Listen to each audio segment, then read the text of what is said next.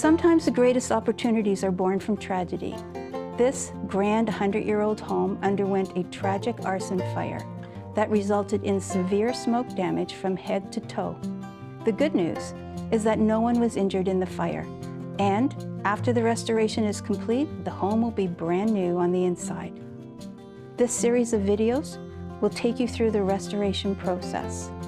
We'll give you valuable tips on what to consider in your renovation or restoration project, whether it's a small reno or a full rebuild. I hope you'll follow the series of videos as they unfold.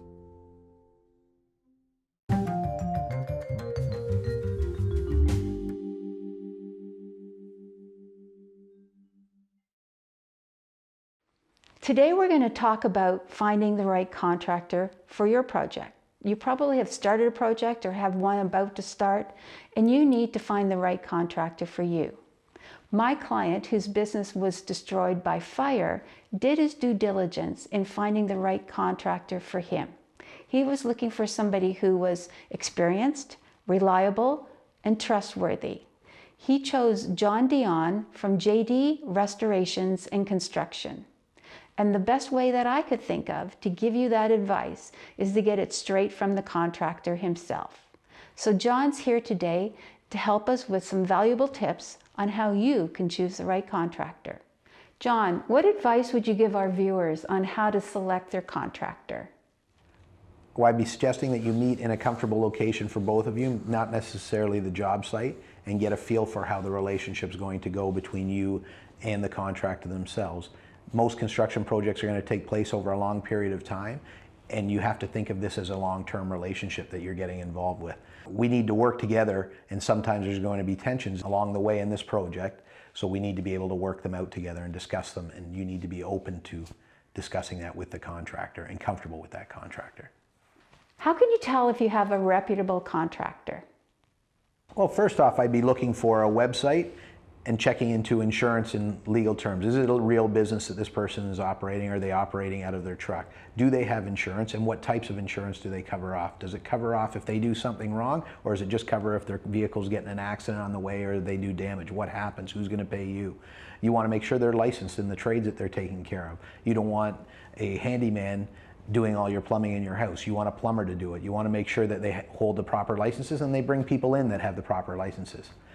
In order to complete the project, because once they're gone, you have to rely on their insurance and their workmanship to stand up for many years to come. How can our viewers best check references? Well, I'd first start by trying to find the contractor either through the internet or through referrals from people. Ask them about testimonials, reference letters, past projects. Follow up and make sure there are actual projects that this contractor took care of. There are unscrupulous contractors out there that will use fake pictures, fake testimonials. Ask them how the project this project had gone. If they're telling you that every project went along perfectly, it should be a first indicator that things aren't being dealt with honestly. You want to check references and actually speak to people and see it, as opposed to just going by what you find on the internet. Referrals, personal referrals, a lot of our business comes from personal referrals, and I think that's your best reference. If a friend or a relative is giving you a name, that should be a good indicator that you've got somebody that somebody else has been comfortable with and has had good results in. What should be in the contract to make sure our viewers are covered? First of all, you should make sure that you actually do have a legal contract. The Construction Association produces a template for us all to work with. It will cover off timeframes, legal names and responsibilities, pay schedule, draw schedule, deposits, holdbacks. Holdbacks are important. You don't want to pay too much money up front and be stuck at the end where the contractor's got more of your money than he has into the job to finish it. You want to make sure that there are no unforeseens as far as legal terms in this, that the expectations are set in advance of the project starting. So you know what you are going to have to pay, when it's going to be expected of you to pay, what happens if you don't pay, what happens if the contractor doesn't live up to his promises in it. The contract should be a two-sided contract where the customer is protected as well as the contractor. It should never be a one-sided contract. Also, I would try and avoid a contract written on a basic piece of paper in handwriting or written on a napkin. It's usually a case. Most pricing is done and people call it a contract. A contract is a contract, a quote is a quote. You need to step past the quote part and get to a commitment, and a legal commitment for both sides to protect both sides, both parties. John, what hiccups might you expect during the project? Well, that's great. We actually don't anticipate any hiccups, but inevitably there are going to be issues that we're going to come across in every project, whether it's going to be the permit process, our engineering and drawings that take longer than we expect. Weather can sometimes be a factor in getting the projects to completion. Unforeseen things such as such as items that could be found in behind walls. Lining up the contractors on time and making sure that can follow through. You can't always have the next contractor to be sitting waiting for the next step in the process. There might be a day or two in between, or some lag in between.